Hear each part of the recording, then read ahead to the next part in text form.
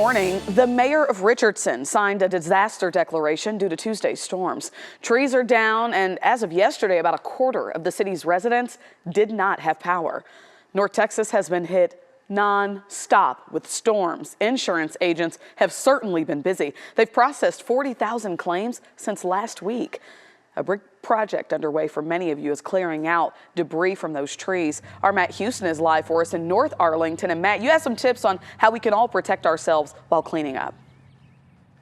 Yeah, Dee, I do. And keep in mind, there's a tragic example here of why this is important. Trey Blaylock is an Arlington resident. His family told us he was helping his uncle trim trees on Saturday, trying to prevent limbs from falling like this one has behind me. He climbed up the tree, hit a power line, and died there. His father says the 20-year-old's death could have been prevented. That happened on Kelly Elliott Road near I-20 in Arlington before the severe weather rolled through this weekend. But we know thousands of you still have work to do in the yard today.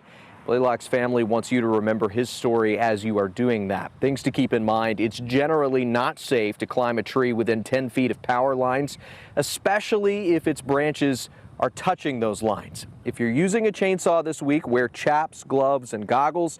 And if you've got to work underneath a tree that's still standing, be sure there are no loose limbs above you. Sometimes, especially, you have branches that may have broken higher up in the tree that are kind of hanging. So if you do any work on the bottom, you might cause vibrations with your chainsaw that cause branches to fall on you. You don't want to do that and hurt yourself, obviously.